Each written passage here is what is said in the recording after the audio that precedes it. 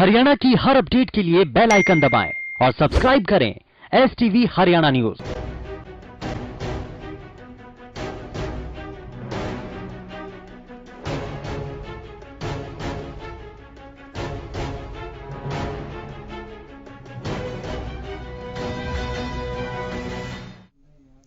फरीदाबाद की कई सड़कें बदहाली के आंसू रोने को मजबूर हैं। नेता चुनाव से पहले तो सड़कों को ठीक कराने के बड़े बड़े दावे करते हैं, लेकिन चुनाव होने के बाद क्या हालात रहते हैं, इसका अंदाजा आपको हमारे इस रिपोर्ट में देखने को मिलेगा।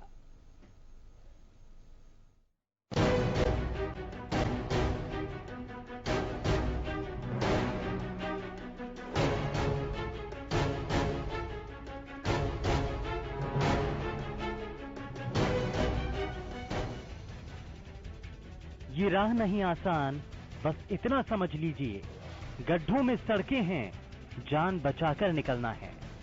फरीदाबाद की इन सड़कों से जो कोई गुजरता होगा वो पहले तो इन सड़कों को पार करने के लिए दुआएं मांगता होगा और इन सड़कों को पार करने के बाद भगवान का शुक्रिया अदा करता होगा और मांग करता होगा कि अगली बार गुजरने से पहले सड़कें सुधर जाएं या फिर इन सड़कों से दोबारा गुजरा ना जाए। और ऐसा हो भी क्यों ना, क्योंकि यहाँ से गुजरने वाले राहगीरों ने अब शासन और प्रशासन से उम्मीदें खो दी हैं। NIT फरीदाबाद की बल्लभगढ़ से सोहना रोड और सेक्टर 25 फरीदाबाद की सड़कों में ऐसे गड्ढे बने हैं कि एक बार को तो देखने वाला भी सोचे कि यहाँ शायद सड़क ही गड्ढों में बनी होगी। इस समय फरीदाबाद के सेक्टर 12 में और यहाँ से कुछ दूरी पर कोर्ट है और DC साहब से हम बैठते हैं और आप देख सकते हैं मेन रोड है।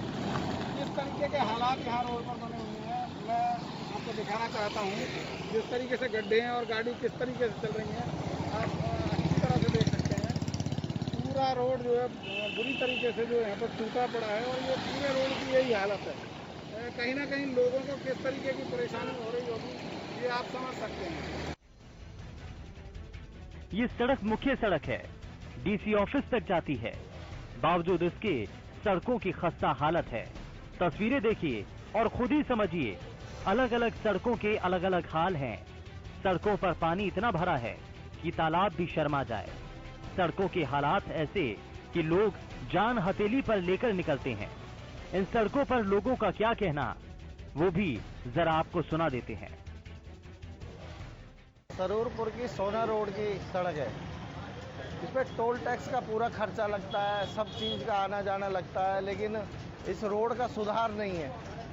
यहाँ पे आए दिन जाम लगे रहता है, लोगों की छुट्टी हो जाती है। जाम के चक्कर में फैक्ट्रियों के मालिक वापस कर देते हैं कि भैया टाइम से लेट हो गया। गड्ढे इतने गहरे हैं कि अगर सवारी ऑटो में बैठ के जाती है तो सवारी ऑटो जो है सवारी समेत पलट जाता है, इतने गहरे गड्ढे हैं। सुना आपने, टोल टैक्स तो पूरा लिया जाता है, लेकिन उसका इस्तेमाल कितना होता है ये तस्वीरें खुद इस बात की गवाही दे रही हैं। आम जनता को तो शिकायत है ही, ड्यूटी पर यहाँ तैनात पुलिसकर्मी की भी शिकायत है कि प्रशासन इस तरफ ध्यान ही नहीं दे रहा। बल्लभगढ़ सोना रोड है सर, ये इस पर टोल लगता, टोल हाईवे है।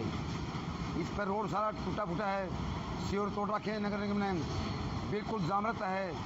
सुबह और शाम तो बहुत भयंकर जाम रहता है सर, एक्सीडेंट होते रहते हैं और काफ़ी बार भाई बहनों कहते भाई रोड ठीक कर दो, लेकिन कोई सुनाई नहीं होता सर। मजदूर सभा के नेता का तो साफ कहना है कि विधायक के कार्यालय के सामने की सड़क का नजारा ऐसा है तो जरा सोचिए आम जनता की क्या बिसात है। रोड पर तो मजदूर बहुत कम चलता है क्योंकि आगे कोर्ट है, इस पर तो वकील, जज, पूरा जिला प्रशासन चलता है। जहाँ फरीदाबाद और हम ये खुशकिस्मती है कि हम जो विधायक हैं हमारे नरेंद्र गुप्ता जी, उनके ऑफिस के सामने हैं, तो उनके ऑफिस के सामने ये हाल है। सड़कों की ये बदहाल तस्वीरें सवाल करने के लिए काफी हैं कि क्या नेताओं को सिर्फ जनता के वोट से ही मतलब है? क्या कुर्सी मिल जाने के बाद जनता की परेशानियां दिखना ही बंद हो जाती हैं? तमाम लोग जो है लगातार शिकायत कर रहे हैं शहर के, लेकिन उसके बावजूद भी कोई सुनवाई नहीं हो रही है। फरीदाबाद से हरियाणा न्यूज के लिए राजेंद्र दहिया।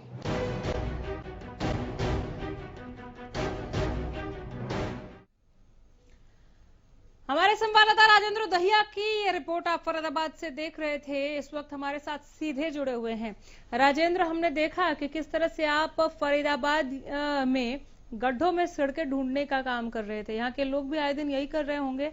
कितने हादसे हुए, कितना नुकसान हो रहा है, कहां कहां शिकायतें की गई और शिकायत करने की नौबत ही क्यों आई? ये टूटी फूटी सड़कें जो मरम्मत की बाट जो रही हैं, ये तो उनको भी दिख रहा होगा जिन्हें काम करना चाहिए था।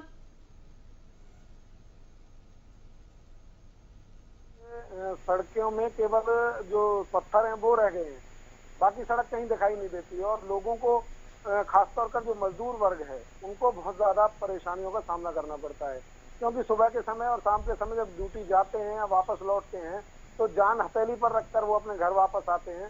कहीं ना कहीं कभी भी यहाँ पर जो हादसे का अंदेशा बना हुआ है और साफ तौर पर जो आम आदमी है उसकी तो बात ही छोड़िए, पुलिसकर्मी खुद इस बात को मान रहे हैं कि रोड के हालात बहुत ज्यादा खराब हैं।